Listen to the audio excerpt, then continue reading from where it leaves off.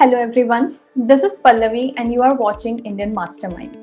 Today we have with us a very special guest. Not only he is an additional commissioner CGST Chandigarh, but also a poet and writer who writes in many languages. Recently his book Gandasa Guru Ki Shapath has been published by Rajkamal. During this interview, not only we'll talk about his book but also learn how he landed up in IRS. Please welcome Dr. Kundan Yadav sir. Welcome sir. Thank you. तो sir Thank you. शुरू से थोड़ा शुरू करूंगी आप बनारस के घाट पे पहलवानी करते थे, फिर how did you reach to JNU? जितना मुझे पता है you did your masters and then MPhil from JNU, तो वो पहलवानी से जेएनयू का सफर थोड़ा बताएंगे। दरअसल मैं आपको बता दूं कि 12वीं पास करने के लिए मेरे फादर पुलिस में थे, तो मैंने बहुत स्कूल बदले और उनके कई बार 3 महीने पे 2 महीने पे ट्रांसफर हो जाया करते थे।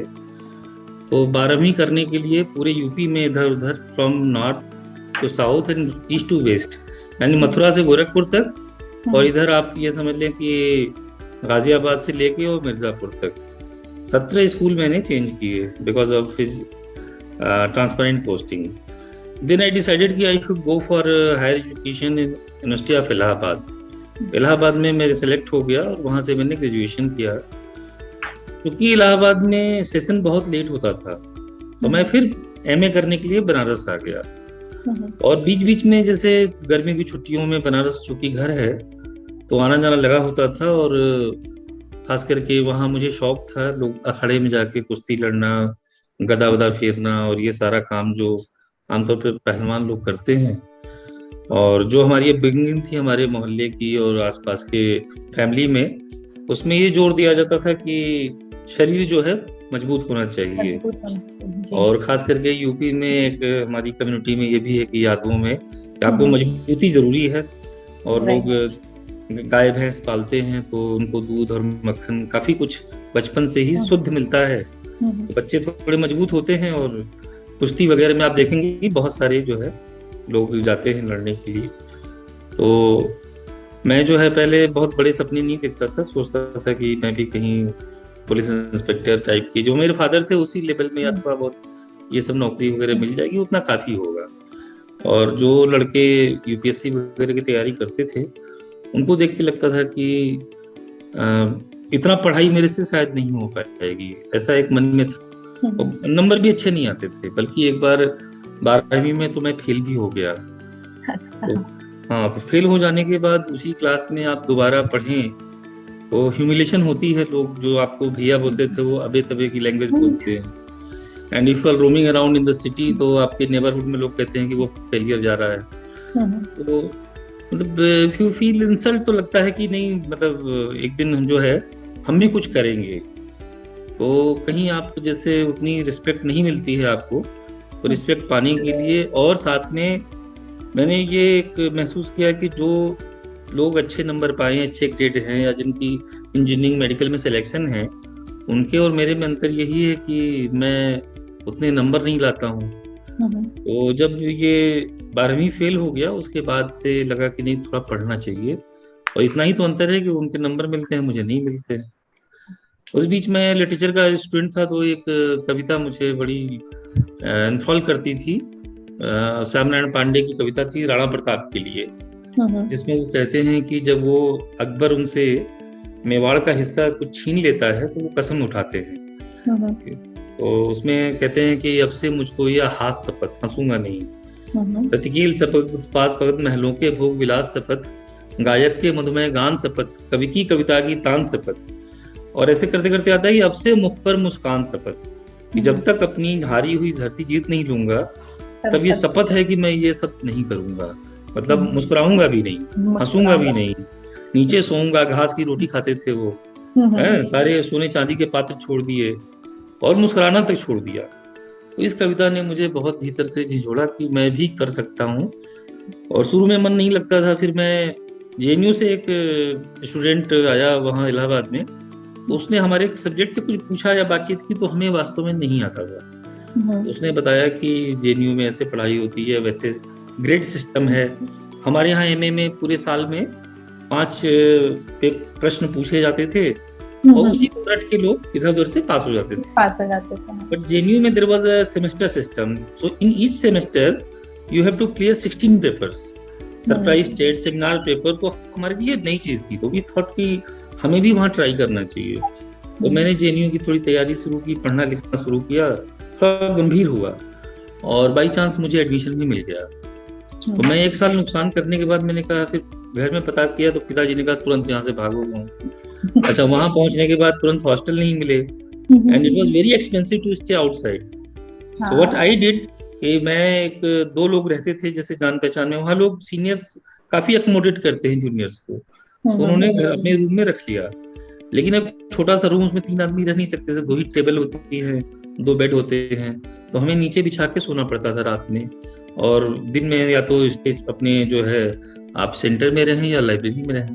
तो व्हाट आई डिड कि मैं 7 बजे सुबह उठ के नहा धो के जल्दी, क्योंकि 2 घंटे पानी आता था, और 8 बजे ये वहाँ लाइब्रेरी पहुंच जाता था और 11 बजे रात तक वहीं रहता था। फिर आकर के नीचे बिछा के चटाई और उस पे सो जाते थे। फिर सुबह उसका फायदा ये हुआ कि when you are in scarcity तो बाकी कोई काम नहीं है, तो पढ़ाई ज्यादा कर ली। तो वही है कि मैंने अपने क्लास में टॉप कर लिया। और नंबर जहाँ 52, 54, 55% आते थे वो अब 80s में आने लगे, 80s 19 में ग्रेड में आने लगे। तो उससे प्रेरणा मिली कि अपने रैक की सारी किताबें पढ़ गए, फिर अपने सब्जेक्ट से बाहर की किताबें पढ़ने का, तो पढ़ने की रुचि जो है वो जेएनयू आकर के और वहाँ के तरीके से हमें जो है मिली। और जेएनयू ना होता तो हमारी जिंदगी में बहुत बड़ा एहसान है जेएनयू का। अगर नहीं होता तो शायद मैं मतलब आपसे बात नहीं कर रहा होता। मैं अब क्या करूं। सर अपना हॉस्टल कब मिला? इनके साथ ही कितने साल चलाना पड़ा यही सेटअप? ये जैसे मैं बताऊं आपको कि कोई क्रिकेट टीम हो और शुरू के ओवर में ही अगर वो मतलब हर ओवर में 4-5 छक्के मार दे तो बाद में उसको ज्यादा रन बनाने की जरूरत नहीं पड़ती है। तो ऐसा हुआ कि फर्स्ट सेमेस्टर में तो हॉस्टल नहीं मिला, सेकंड सेमेस्टर में जाके मिला, लेकिन आदत बनी हुई थी। तो हमने पहले ही इतना ज्यादा लेवल रख दिया कि किताबें नहीं बची थी। और एग्जाम के दिनों में हम लोग जैसे एग्जाम कल है तो घूमते थे या कहीं बाहर चले जाते थे, फुटबॉल खेलते थे। लोग बोलते थे तुम रिवाइज नहीं कर रहे हो, इतनी बार रिवाइज कर लिया कोर्स को। उसके बाद हम एक्स्ट्रा चीजें जैसे कि जो हमारे सब्जेक्ट के बाहर की चीजें थी वो पढ़ते थे, या जेएनयू में सेमिनार कहीं हो रहा है, किसी फ्रेंच सब्जेक्ट पे भी हो रहा है तो वहां जाके बैठ जाते थे, क्योंकि नॉलेज का कोई अंत नहीं होता है। और ये तो जेएनयू में कल्चर भी है कि आप किसी और में जाके जी, तो उनको सीखना, देखना और कई चीजों को देखना। जैसे मुझे पंजाबी लिखना पढ़ना नहीं आता था तो अपने एक दोस्त थे उनसे सीखा, कभी इटालियन क्लास में जाके बैठ गए। इस तरीके से करके भी मतलब चीजें जो है सीखी जाती थी। और डिबेट डिस्कशन, फिर पढ़ाई को लोड लेके नहीं पढ़े। हाँ, तो फिर 2002 में एमफिल सबमिट किया और एमफिल में मैं मतलब टॉपर था ही एमए का, एमफिल में भी अच्छे ग्रेड मिले थे। उसी बीच फुल ब्राइट स्कॉलरशिप अवार्ड हो गई। ये पूछने वाली थी मैं कि फिर आप यूएसए गए और जितना मुझे पता है कि कुछ दिन आपने वहाँ पढ़ाया और फिर आप वापस आ गए, क्योंकि कुछ कि कुछ फैमिली में कुछ हुआ और शायद पर्सनल लेवल पे भी कुछ हुआ तो आपको वापस आना पड़ा इंडिया। हाँ, वो तो आके आपने सोचा कि यूपीएससी देना है या वहां से मतलब ये कि कहीं ना कहीं जाने से पहले मैंने स्टेट पीसीएस में मैं सिलेक्ट हो चुका था। तो छोड़कर गए थे आप? हाँ, वो छोड़ के मैं जॉब छोड़ के चला गया था। मतलब मैंने कंटिन्यू किया नहीं, महिला विकास अधिकारी और एक बार कॉर्पोरेट इंस्पेक्टर में भी सिलेक्ट हो गया था। तो जैसे बेरोजगार या अनएम्प्लॉयमेंट रहने से अच्छा है कि कोई नौकरी होनी चाहिए। तो लोग देते थे, मैंने भी दिया। मैंने एक पहला यूपीएससी 2005 में दिया तो वो नहीं हुआ मेरे से, और कई स्टेट पीसीएस भी नहीं हुए। तो फिर वही मैंने राणा प्रताप वाली कविता फिर से यूएस से लौटने के बाद कि अब जो है मैं कैंपस से बाहर नहीं जाऊंगा। और पहले तो पैसे नहीं थे कोचिंग करने के लिए, क्योंकि घर में हमारी मतलब सिस्टर्स थी और पिताजी अकेले कमाने वाले, उनकी शादी का भी बोझ और बहुत चीजें थी। और मैंने ग्रेजुएशन के बाद से उनसे पैसे लेने भी बंद कर दिए थे। तो अपना ट्रांसलेशन करके या कहीं ट्यूशन पढ़ा के, कोई मतलब कुछ लोगों की स्पीच लिखने के भी पैसे मिलते थे। हाँ, मैं I don't want to reveal this, but जो कॉलमिस्ट होते हैं ना, सारे कॉलम खुद नहीं लिखते हैं, ये स्टूडेंट से लिखवाते हैं। सर आई ये थिंक यू मुझे आर पता है। Well aware about this. Yes sir पता है। तो जैसे एक एमपी थे, उनका कॉलम आता था तो मैं 400 रुपए पे वो लिखता था। ऐसे ऐसे छोटे छोटे काम करके अपनी पढ़ाई का खर्चा निकाल लेते थे। और फिर जब यूएस से लौटा तो फिर तो काफी अच्छी सिचुएशन हो गई। और मैंने जब टॉप किया था एमए तो मुझे एक जवाहर भवन ट्रस्ट की स्कॉलरशिप मिली थी। तो एक साथ वो मतलब मैंने क्लेम करना मैं भूल गया था। तो सडनली मतलब एक ऑफिसर ने बताया यूनिवर्सिटी के कि you have not claimed your scholarship. वो काफी पैसे एक साथ आ गए तो फिर मेरी स्थिति ठीक हो गई। बट फिर यूएस गया, वहां से लौटा तो कुछ पैसे मेरे सेविंग के थे, फादर को दिया, बहनों की शादी वादी हो गई।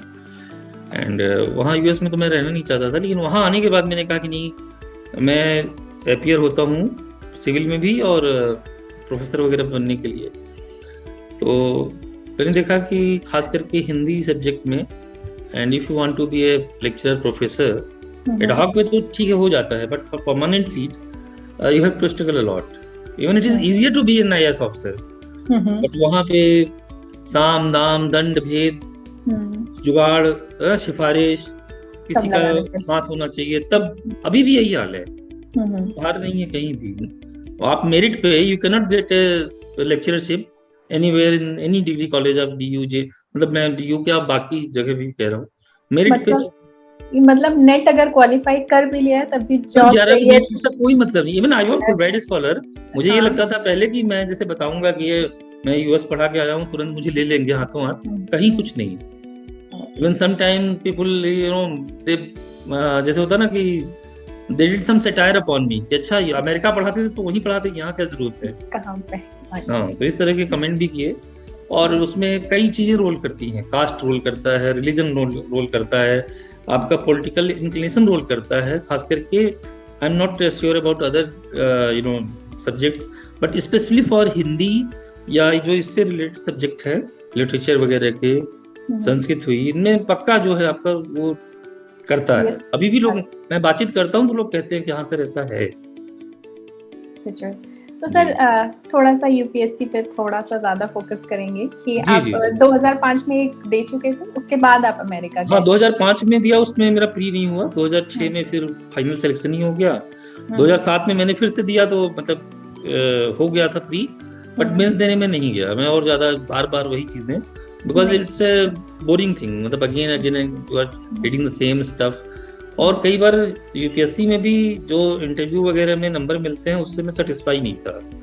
जैसे मैं सिलेक्ट तो हो गया, लेकिन मैं उम्मीद कर रहा था कि जीएस में मुझे 300 से नीचे मिलेंगे, तो उसमें 350 मिल गए। और जो मेरा कोर सब्जेक्ट था जिसमें मेरे से नोट्स पढ़ के लोगों ने एग्जाम दिया, मेरे से ज्यादा नंबर आ गए, जबकि मेरे नंबर कम आए। तो क्या था सर आपका ऑप्शन? मेरा हिंदी और हिस्ट्री था। अच्छा, उस वक्त दो हुआ करते थे। जी जी। तो और सर और मीडियम में हिंदी ही रखा था या फिर? हाँ, मैंने मीडियम हिंदी रखा था, और लेकिन इंटरव्यू मेरा इंग्लिश मीडियम में हुआ। उन्होंने कहा कि ये कर सकते हैं कि लिखा है मेल से। कहा मैंने हिंदी लिखा था, बट उन्होंने कहा since you have spent your time in USA, तो जो चेयरमैन साहब थे वो हिंदी में उतने ज्यादा मतलब कंफर्टेबल, तो he told me कि just you have spent your lot I think almost 3 semesters in USA, so I would like to continue in English. Do you have any problem? No sir, I am fluency है, आप क्यों कीजिए। केवल हिंदी के expert से मेरी बातें जो है वो हिंदी में हुई, और बाकी जो है इंग्लिश में ही उन्होंने पूछा, और मैंने सारा जो है जवाब इंग्लिश में दिया। एक सर बहुत बड़ा सवाल रहता है ये हिंदी मीडियम के लिए कि हिंदी मीडियम का सिलेक्शन नहीं हो पाता है। बहुत सारे रीजन हैं कि नहीं हो पाता है। पहले तो था कि मटेरियल्स अवेलेबल नहीं है, अब तो वो भी बहुत अवेलेबल है, लेकिन फिर भी हिंदी मीडियम वाले लोग कहते हैं कि उनका सिलेक्शन कम है। एक प्रॉपर डिबेट है इसको लेकर। आपको क्या लगता है, मतलब क्या रीजन है कि ऐसा है कि पहले हिंदी मीडियम से ज्यादा होता था, अब कम होने लगा है? तो रीजन क्या समझते हैं आप? वो एक्चुअली पहले 2 सब्जेक्ट होते थे तो लोग 2 सब्जेक्ट्स में नंबर काफी ले लेते थे।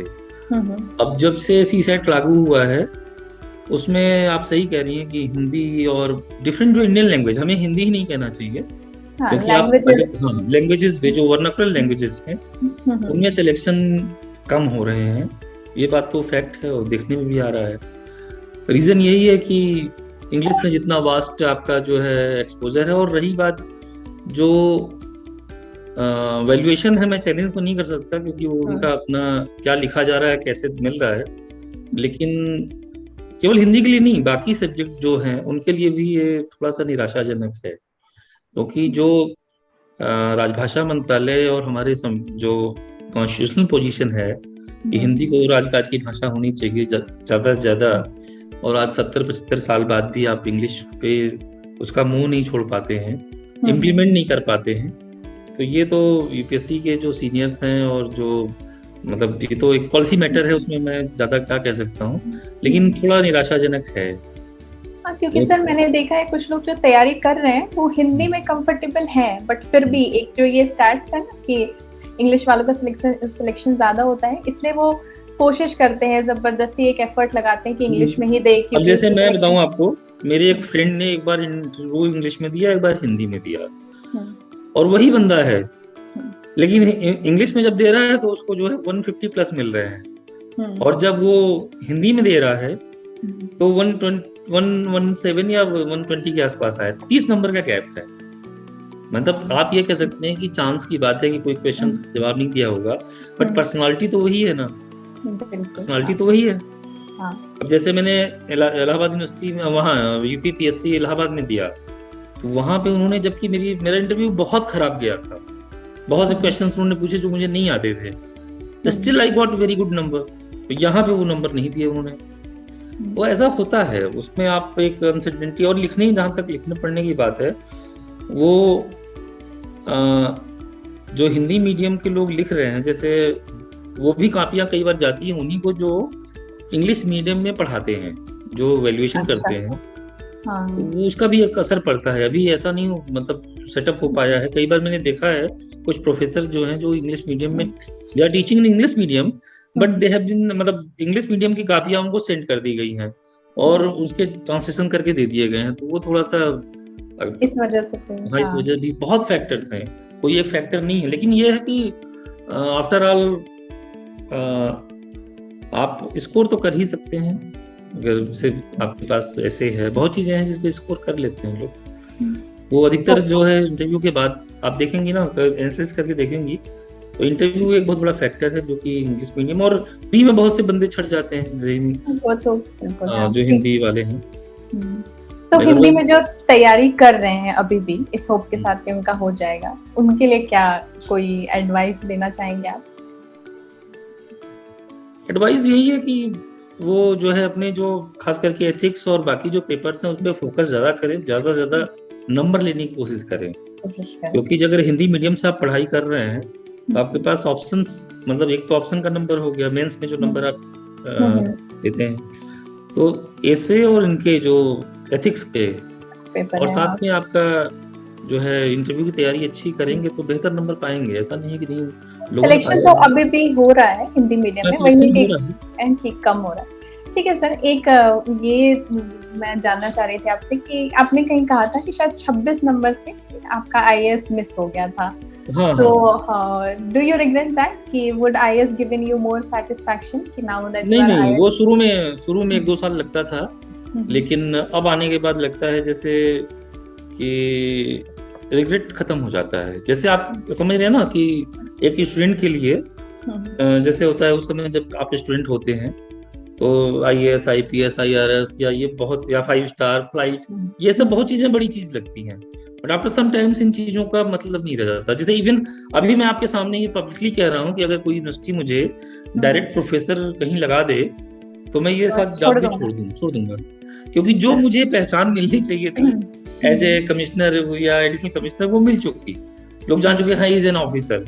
मैं पूरा देश घूम चुका, 4-5 बार जो है बाहर भी हो आया, तो बाहर था भी, मतलब एज ए फुलब्राइटर मैं बाहर था भी, तो अब जो है जो इस एक सर्विस से आपकी उम्मीद होती है ना, दैट इज सैचुरेटेड। और मैं खुद चाहता हूँ यहाँ पे, जैसे मैं बता दूं कि हमारे यहाँ जो ट्रेनिंग एकेडमी है, तो फैकल्टी के तौर पे मैं बिना ऑनरेरियम के, वो ऑनरेरियम ऑफर करते मैंने मना कर दिया, मैं नहीं लूंगा, बहुत है मेरे पास जितना भगवान ने दिया है, तो मैं यूं ही फ्री में पढ़ाता हूँ। कहीं भी कोई यूनिवर्सिटी मुझे इनवाइट करती है लेक्चर के लिए, मैं ऑनरेरियम नहीं लेता हूँ, क्योंकि मुझे मजा आता है डिलीवर करने में। और अभी लास्ट ईयर अभी हिंदी विश्व हिंदी दिवस पे आत्माराम सनातन धर्म कॉलेज ने मुझे बुलाया था दिल्ली में। वहां पे 50 मिनट का मुझे टाइम दिया गया था, 40 मिनट्स बोलने का और 10 मिनट, वो 2 घंटा चला, मुझे भी नहीं पता चला और स्टूडेंट्स उठ के गए नहीं। तो बाकी प्रोफेसर वगैरह कह रहे थे कि यार आप बहुत रुचिकर तरीके से आप पढ़ा रहे हो, और अब तो मुझे उसमें मजा आने लगा। मुझे कहीं कोई बुलाता है तो मैं जरूर जाता हूँ उसमें स्पीच देने के लिए या हिंदी के समझने। अब जैसे मेरा एक ओरिएंटल स्टडी भी अभ्रंश लैंग्वेज में है और उसको बोलने वाले बहुत कम लोग रह गए हैं देश में। मुश्किल से 300-400 या 500 लोग हैं जो अभ्रंश की डिग्री जिनके पास है, उनमें मैं भी एक लकी हूँ और मैं उसमें पढ़ता रहता हूँ, तो मैं कंटिन्यूटी में भी हूँ। इस वजह से भी लोग मुझे बुलाते हैं, उसमें मुझे बहुत अच्छा लगता है। हालांकि उस पर किताबें भी लिख रहा हूँ, टाइम मिलता तो लिखता है। ये सब पे अभी इस पे भी मेरे बहुत सवाल हैं। मैं थोड़ा आपकी पहले IRS की जर्नी के बारे में थोड़ा, जैसे अभी तो आप कह रहे हैं कि यू आर ऑलरेडी सेटिस्फाइड कि जो भी IRS से मिलना था वो मिल चुका है, बट फिर भी 2007 से लेकर अभी तक लंबा समय होता है and you have served on many position. मुझे लगता है नारकोटिक्स में भी you served as an election observer. तो अभी तक का which role has been the most satisfying, और कौन सी पोस्टिंग या कौन से पोजीशन पे you learn the best? Actually learning is an ongoing process. या इट इज कारण से कि अब मैं सारा सीख चुका, and my service is somehow after IAS we have multi-dimensional approach in our service. In IRS जैसे sometimes you work in central excise, in service tax, now it is in GST, in customs, in narcotics, in ED, DRI, DGCI. So there are several wings. Sometimes you work like a judge. जैसे quasi judicial capacity में we adjudicate the cases. We receive the so cause that your duty demand so cause is there, so we adjudicate. So in that position you are working like a judge. Here, as working as additional commissioner, I issue search warrant. My officer go and search the offices and premises. So in that way, you are working as a police officer. Police officer also. Sometimes we go in sestat in tribunal from our department to say our cases. So there you work as an advocate. अपनी बात कहते हैं वकीलों की तरह. We are working as a preventive officer also. And administration तो हम कर ही रहे हैं, tax administration जो है. If we are in customs, so simultaneously we are working in air, on surface, and also in the water. Yes. जल थल नभ तीनों में काम करते हैं एक साथ, और डिफरेंट 3 तरह की वर्दी हो जाती है अप टू DC रैंक। आपने देखा होगा व्हाइट वर्दी है, बाकी वर्दी है, ब्लू वर्दी है। तो ये मल्टी जो डायमेंशनल अप्रोच था इस सर्विस का, IRS, कस्टम्स एंड जो इनडायरेक्ट टैक्सेस है, वो मुझे बड़ा आकर्षित करता था। एयरपोर्ट पे आप रहते हैं, आपकी एक अलग, और फिर जो वैरायटी है सर्विस की, और फिर ऑल इंडिया, जैसे मैंने बताया था कि मैंने इंडिया का कोई इलाका छोड़ा नहीं। फिर बीच बीच में इलेक्शन ड्यूटी आती है। अभी कर्नाटका इलेक्शन भी आया था, बट तो थोड़ा हेल्थ में मेरी दिक्कत आ गई थी, अभी कुछ विटामिन डेफिशिएंसी वगैरह थी, तो मैं उसका ट्रीटमेंट करा रहा था, इसलिए मुझे एग्जेम्प्ट कर दिया इस बार कर्नाटका से ऑनरेबल इलेक्शन कमीशन ने। बट मैं हमेशा तैयार रहता हूँ। मैंने अब तक 8 बार मैं ऑब्जर्वर रहा हूँ पूरे देश भर में, डिफरेंट इलेक्शंस में। तो वहाँ भी बहुत कुछ सीखने को मिलता है। आप एक पूरे डेमोक्रेटिक प्रोसेस के, आपके ऊपर लोग उम्मीद करते हैं कि अगर आपसे शिकायत किया तो सुनवाई होगी, सुनवाई होगी। मैं आपको उसका एक क्लिप भी भेज सकता हूँ। मैंने एक बहुत ही गरीब कैंडिडेट जो वहाँ कॉन्टेस्ट कर रहा था और बड़े बाहुबली लोगों के सामने, और वो उसकी शिकायत पे मैंने एक्शन लिया, उनको लेवल में लाया, वो मुझे थैंक यू कहने आया, and he was so happy, और he told me that I know God is there and you are like a God. लोग ऐसे कमेंट जब देते हैं आपकी पब्लिक सर्विस से, did he win वो, या फिर सिर्फ no, he didn't get that much of vote, but he was earlier he thought he was complaining to the local officers and didn't get any result, but when he complained me, then I stopped those all hooliganism and violation of conduct, moral code of conduct. I stopped them. So they came in the line, they fall in line. So that guy, because they were violating the law earlier and nobody was there to stop them. So when I stopped them and I put them on the bar, so he came next day and he was praising my efforts. So somebody praise your effort, it is the it gives you a lot of pleasure, satisfaction of the service. That's what you to bring a smile on somebody's face, because this is the duty of a public servant. किसी को खुश रख देना, हमारे काम से कोई खुश हो जाता है, उससे बड़ा इनाम कुछ नहीं है। कुछ नहीं। हाँ, ये मतलब because we are public servant, हम किसी और के नौकर नहीं है, पब्लिक के नौकर है, गवर्नमेंट सर्वेंट। भले आप कहते हैं हिंदी में कहते हैं नौकर शाह, but basically we are here to serve the public. Right, yes sir. तो उसकी सेटिस्फेक्शन बहुत है। और अब जैसे लर्निंग प्रोसेस तो ऑनगोइंग चलती ही रहती है, day by day you have to learn. अब जैसे जिन चीजों को मैं एज असिस्टेंट कमिश्नर समझता था, बीइंग एडिशनल कमिश्नर, अब उनपे हमारी एक व्यू जो है डिफरेंट हो जाता है। तो जो हमारे सीनियर्स गाइड करते हैं उनके पास एक्सपीरियंस ज्यादा है, उस तरीके से वी हैव टू वर्क। और रही बात जो आपने कहा कि which is the best assignment, ऐसा कुछ नहीं है कहीं भी। जैसे अभी भी हमारे एपीआर में होता है ना कि what kind of hindrance you are feeling, as a civil servant I don't feel any hindrance, whatever command will be given I have to, this is my duty to do it at any rate, we have to do that. Right, ठीक है sir. ये public services का एक जो सबसे बड़ा part है जो इसके साथ आ जाता है वो है ट्रांसफर्स। आपने किसी इंटरव्यू में बताया था कि आपके फादर भी पुलिस में थे, और अभी आप यहाँ पे भी बता रहे थे कि चूंकि फादर पुलिस में थे, इतना ट्रांसफर होता था उनका कि आपको 17 बार स्कूल बदलना पड़ा, और एक बार शायद 8 घंटे में उनका ट्रांसफर हो गया। तो आप पब्लिक सर्विसेज में हैं, ऑल इंडिया सर्विस में, तो कभी आपके साथ ऐसा हुआ कि तुरंत ट्रांसफर हो गया बिकॉज कोई नहीं? हमारी जो रेवेन्यू सर्विस में ऐसा नहीं है, इसीलिए आजकल लोग जो है रेवेन्यू सर्विसेज में ज्यादा आना चाहते हैं।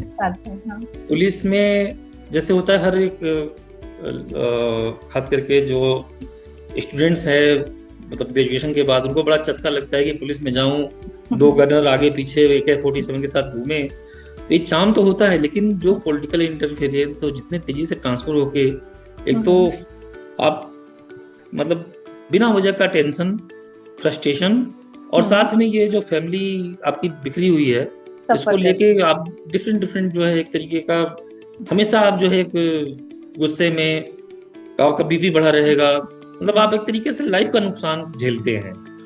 तो ये तो देखिए है, मतलब जो हमारे जो ऑल इंडिया सर्विसेज हैं, IPS IAS, उनके साथ बहुत है। हमारे जो फ्रेंड्स हैं बहुत जल्दी ट्रांसफर होते हैं। बट इन माई सर्विस एक जगह आप अगर चले गए तो कम से कम 3-4 साल रहने की गारंटी होती है, मिनिमम 2 साल तो होती है। तो इस मामले में I am lucky to be हमारी सर्विस में नहीं, but for police and administration they are on the verge of transfer any time. आपने देखा होगा एक हरियाणा में एक IAS है जिनका 50 बार ट्रांसफर हुआ है 30 साल में। अशोक खेमका की बात कर रहे हैं शायद आप। ऐसे भी लोग, कई सारे ऑफिसर्स हैं, हाँ बहुत सारे। तो ये तो झेलना पड़ता है, फैमिली जो है मतलब परेशान होती है। राइट, जैसा ऐसा भी रूल है कि जैसे आप जहाँ से ट्रांसफर हुआ तो लंबे समय तक घर नहीं रह सकते, 2 महीने तक, बहुत हुआ तो ट्रिपल लाइसेंस फीस पे 6 महीने तक, उसके बाद आपको नहीं मिलेगी। तो इधर you go in private sector, मतलब किराए पे जाइए, तो इतना आप अगर आप अपनी सैलरी के हिसाब से चाहें अगर किराए पे रहना, पूरी सैलरी ही किराए में चली जाएगी। सरकारी घर में जितना कटता है आपका डिडक्शन, अगर आप इतना ही बड़ा घर आप चाहें मेंटेन करना प्राइवेट में, तो दैट इज इम्पॉसिबल। जैसे मैं चंडीगढ़ में रहता हूँ, जब तक मुझे घर नहीं मिला था, I was commuting from Delhi, every weekend मैं जाता था, वहाँ रहता था, फिर आता था, क्योंकि यहाँ पे इतना महंगा है कि मैं सर्वाइव नहीं कर सकता। तो ये चीजें दिक्कत होती है ट्रांसफर का, और उसमें कुछ कह नहीं सकते, ये तो सरकार जाने पड़ेगा आपको, you are duty bound to do that. And sir, you said in this interview only कि academics में you wanted to go, but there is lot of factors जो काम करता है, your caste, your religion, your political inclination।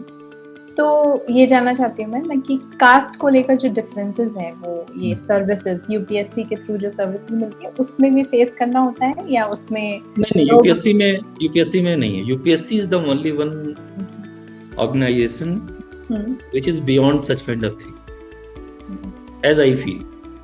Sometimes people, जैसे कुछ लोगों का सिलेक्शन नहीं हुआ जो मैं जानता हूँ मेरे से योग्य थे, तो इट इज लक कि आपने उस दिन उस क्वेश्चन को नहीं पढ़ा, या ठीक से नहीं डील कर पाए, या आपको इवैल्यूएशन के समय अच्छे नंबर नहीं मिले, it depends upon your luck also, but ऐसा नहीं होता कभी भी कि किसी को नहीं। अगर ऐसा होता तो एक पर्टिकुलर कास्ट या एक पर्टिकुलर कम्युनिटी या एक पर्टिकुलर खानदान के लोग ही मतलब IAS बिल्कुल।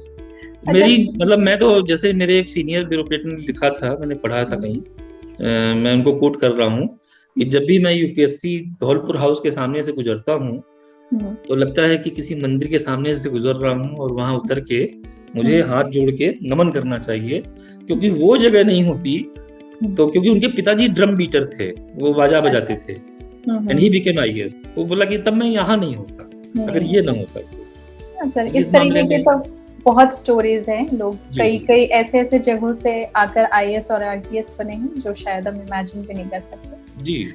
एक सर चीज है जो मुझे लगता है, ये मेरा ऑब्जर्वेशन है, ये रिजर्वेशन जो है it's an issue among specially those who are preparing, कि नंबर कम है उसका, फिर भी उसका हो गया एंड आई हैव गॉट ज्यादा marks but still I am not able to write means, specifically pre and all stage में थोड़ा ज्यादा रहता है।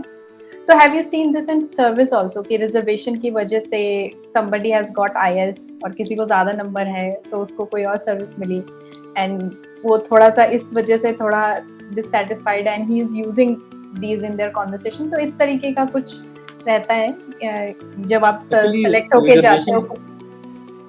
नहीं, ऐसे तो देखिए इस तरीके से आप सोचते कैसे हैं, रिजर्वेशन एक गवर्नमेंट पॉलिसी है, बिल्कुल है, और वो कॉन्स्टिट्यूशनल गवर्नमेंट पॉलिसी है। अगर आप कहते हैं कि सबका साथ सबका विकास, और अगर ये कहते हैं कि ये सोसाइटी कास्टलेस है, तो ऐसा नहीं है, बिल्कुल नहीं है। कास्ट बिल्कुल एग्जिस्ट करती है और कास्ट के हिसाब से एक पर्टिकुलर तबके को बहुत झेलना भी पड़ता है और बहुत सालों से वो झेल भी रहा है। तो और अभी भी जो है, जैसे जो अब आप किसी भी सेक्टर में देख लें तो एक पर्टिकुलर जो आपकी आइडेंटिटी है कास्ट के बेस पे, उसका रिप्रेजेंटेशन भी कम है मेन स्ट्रीम में। जो मार्जिनल समाज है उसको मेन स्ट्रीम में होना चाहिए। अब जैसे वुमेन है, आप जैसे देखिए मैं आपसे बात कर रहा हूँ तो ये आप नहीं कह सकती कि नहीं वुमेन रिजर्वेशन की बात जो चलती है वो गलत है, कि बहुत सी वुमेन है जिनको कोई मौका नहीं है। नहीं सर, वो गलत सही पे नहीं, गलत सही की नहीं, जो फील करते हैं वो गलत कर रहे हैं सब। वही मैं जानना चाह रही थी कि मतलब जब सेलेक्ट हो जाते हैं तब भी ये रहता है ये वाली भावना उनके अंदर, या तब खत्म हो? नहीं, वो डे बाय डे वो जैसे इतनी मैच्योरिटी आ जाती है। हमारे जो साथी ऐसे हैं जो जैसे मतलब अनरिजर्व्ड क्लास में हैं, जब एक बार आप सिलेक्ट हो गए ना तो धीरे धीरे ये नहीं सोचते हैं कि मेरे कम से नंबर पे वो आप मेरे से आगे एक सर्विस में चला गया, ऐसा नहीं सोचते। ऐसा मैं मन में देखिए कोई क्या करता है मैं नहीं जानता, नहीं कभी किसी ने रिवील नहीं किया और ऐसी भावना भी नहीं रहती है। जैसे मेरे भीतर ये भावना नहीं रहेगी कि SC/ST कम्युनिटी का कोई बंदा जैसे मेरे से बहुत कम नंबर है और वो रैंक मतलब उस पे चला गया है, उसको IAS मिल गया, ऐसा कुछ नहीं होता। वो हर आदमी जो है ना सिविल सर्विसेज में एक हर बैच की एक जो है फ्रेटर्निटी बन जाती है। और बस यही है कि मान लीजिए, देखिए मैं बताऊँ आपको एक बहुत सही बात बताऊँ कि सब दोस्त हो जाते हैं। अब जैसे मान लीजिए मैं अपने जिले में जो मेरा नेटिव प्लेस है वहाँ पे मेरा बैचमेट बैठा है, तो जिस डिपार्टमेंट में बैठा है अगर मैं कुछ कहूंगा तो मेरी हेल्प वो करेगा ही करेगा। ये भावना पूरे देश में पाई जाती है। सीनियर है तब भी करेगा, जूनियर है तब भी करेगा। एक ब्रॉडर जो आप फ्रेटर्निटी के पार्ट हो जाते हैं और सबको पता है कि गवर्नमेंट की ये विंग्स हैं, मतलब हर सर्विस एक विंग है और सबका वैल्यू है, बिल्कुल है, हाँ सबकी वैल्यू है। तो आप उस विंग में एक पार्ट हैं। जैसे मान लीजिए आप एक मोटरसाइकिल कार्बोरेटर हैं, तो एयर फिल्टर से तो कह सकते हैं ना कि यार जरा साफ हवा दे दो, तो साफ हवा दे देगा। तो आप उससे जो है कंबशन आपका अच्छा होगा। तो it's all depends upon your मतलब जो है कि आपकी अपनी सोच भी मुझे लगता है काफी मैटर करती है, क्योंकि अगर आपकी सोच ही थोड़ी कुंठित है तभी आप इस तरीके के लेकर आते हैं। मेरा कम था ज्यादा था शुरू में, हो सकता है ट्रेनिंग के दौरान, लेकिन ऐसी ट्रेनिंग दी जाती है ना। अब जैसे शुरू में जैसे हम लोग होम सिकनेस का शिकार थे कि यूपी के आसपास रहे, अपने घर के पास पोस्टिंग मिले, बट 10 साल सर्विस करने के बाद जैसे आप मतलब डायरेक्टर लेवल पे आ जाते हैं, पूरा देश अंडर सेक्रेटरी से ऊपर चले जाते हैं, तो अब लगता है पूरा भारत अपना है। कहीं भी पोस्टिंग हो जाए सब लगता है अपने लोग हैं, सारे त्योहार अपने लगते हैं, सारी जगहें अपनी लगती हैं, हर कुछ अपना लगता है। तो ये एक विशेषता है जितने भी सर्विसेज के आगे आई लिखा है। मैं अपनी बात नहीं, अपने दोस्त सबसे मतलब जो ऑब्जर्वेशन है उसके बेस पे भी कह सकता हूँ, ये महसूस होता है कोई कभी नहीं, थोड़ा बहुत होता है, सबको पता है कि कहीं भी पोस्टिंग हो सकती है, and we are ready to go, और सब हर आदमी अपना लगता है, ऐसा नहीं लगता कि कोई दूसरा व्यक्ति बैठा हुआ। IRS के तौर पर अभी आप तो CGST में हैं। अभी आपने बताया इंटरव्यू के दौरान कि आपको ऑब्जर्वर अभी कर्नाटका में जो इलेक्शंस होने वाले असेंबली इलेक्शंस उसमें भी आया, बट क्योंकि कुछ हेल्थ रीजन से तो आप नहीं जा पाए, तो अभी उस फ्रंट पे आगे मतलब कुछ मतलब एज एन अधिकारी कुछ नया करने जा रहे हैं, मतलब उधर क्या फ्यूचर है अभी उसका थोड़ा सा? नहीं, वो इलेक्शन कमीशन जो है ना वो हर सर्विस से ऑब्जर्वर्स लेते रहते हैं। हाँ, वो तो वो एक पार्ट टाइम जॉब होता है, आपको 2 महीने 3 महीने के लिए लेते हैं, और उसमें आपको करना ये है कि सिर्फ आप जाकर के इलेक्शन करवाइए, free and fair guideline election commission की होती है, उसको इम्प्लीमेंट करना होता है। और जो ऑफिसर जैसे उस जहां पोस्टिंग नहीं होती है और नेटिव प्लेस नहीं होता, इस क्राइटेरिया पे आपको भेजा जाता है। जैसे मुझे यूपी नहीं भेजा जाएगा कभी, और जहां यहाँ पंजाब में नहीं दिया जाएगा, इसके अलावा जहां मेरा कोई मतलब नहीं है, जहां मेरा कोई इंटरेस्ट ना हो, इस तरीके से अनबायस्ड। हाँ, अनबायस्ड, और यही इलेक्शन कमीशन की गाइडलाइन को ही इम्प्लीमेंट कराना ऑब्जर्वर की जिम्मेदारी होती है। ऑब्जर्वर दरअसल एक तरीके का ऑब्जर्व करता था कि ठीक हो रहा है कि नहीं, चीजें नहीं होगा तो ऑनरेबल कमीशन को तुरंत आप बताइए, और फिर वो कमीशन एक्शन तुरंत लेता है। एक तरीके से आप गुप्तचर कह सकती हैं, इम्प्लीमेंटर कह सकते हैं, और पॉलिटिकल पार्टी वगैरह भी ऑब्जर्वर वगैरह से मतलब कोई पंगा नहीं लेता, क्योंकि वो किसी के दबाव में नहीं होता। फ्री एंड फेयर इलेक्शन कराने की जिम्मेदारी उसकी होती है, और मैंने हमेशा कोशिश की है कि जितना बेहतर कर सकूं हमेशा किया है। आगे भी जो भी हमें आदेश मिलेगा, I am duty bound, and मैं मतलब ईगरली उसको करना चाहूंगा, क्योंकि वो एक बहुत अच्छा असाइनमेंट होता है कि आपको एक आपके डेमोक्रेटिक प्रोसेस को पूरा करने के लिए एक कमीशन आपको चुन रहा है, तो ये हमारे लिए भी गौरव की बात होती है।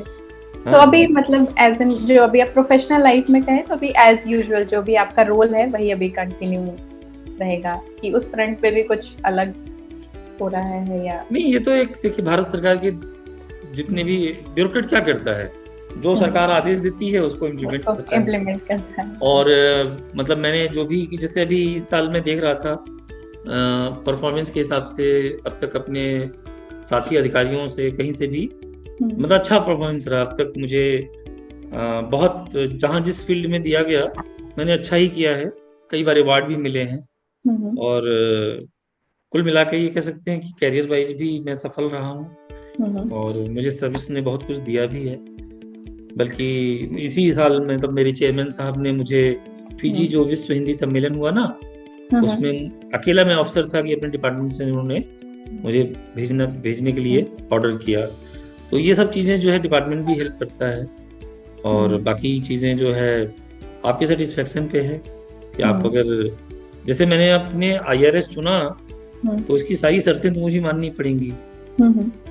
तो और ब्यूरोक्रेट हमेशा अनुशासन में काम करते हैं, we are duty bound to do this. जब आप सर्विस लेते हैं तो कहा जाता है कि भारत में या विदेशों में भी आपसे कोई काम कभी भी, we are 24 hours on job, हमें कोई ऑनरेरियम भी नहीं मिलता। अगर आप मतलब IAS IPS IRS में कोई आपके लिए टाइम लिमिट नहीं है, आपको जो कमांड मिला you have to do it. अगर आप नहीं करेंगे तो कौन करेगा? आप ही को करना है, किसी भी तरीके से आपको करना है, एंड भी मतलब हम करते हैं। तो ये हमारे लिए मतलब एक, चाहे आप सेटिस्फेक्शन की बात कहें, we are lucky enough to be in this service, I am specially. और अब हाँ, ये जरूर है कि एक स्टैग्नेशन आ गया है, क्योंकि बहुत सी चीजें जो हमारे बाकी काउंटर पार्ट सर्विस में आने के बाद इन लोगों ने देखा, वो मैंने अमेरिका में पहले ही देख लिया था।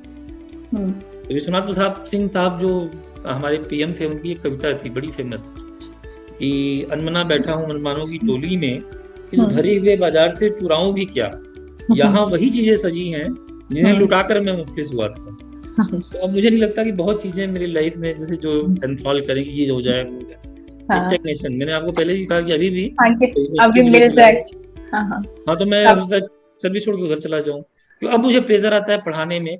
और हमने बचपन में भी पढ़ा है कि हमारे जो शास्त्र हैं वो कहते हैं कि विद्या धनम सर्वधनम प्रधानम, न चौरहार्यम न चराजभार्यम न भातृभार्यम न च भार्यकारी, ये कृते वर्धते नित्यम विद्याधनम सर्वधनम प्रधानम। कि जितना बांटो उतना ही बढ़ती है। ये ऐसा एसेट है, तो उसमें एक मजा आता है कि आप जितना शेयर करें अपने स्किल को, ज्ञान को, लोग उसको पढ़ के कुछ लाभान्वित हों, ये आपको भी प्लेजर देगा, अच्छा लगता है। वक्त का एकदम ध्यान नहीं रहा, बहुत सही में बहुत मजा आया मुझे और काफी कुछ सीखने को भी मिला है। आपने इतना समय दिया इसके लिए थैंक यू सो मच।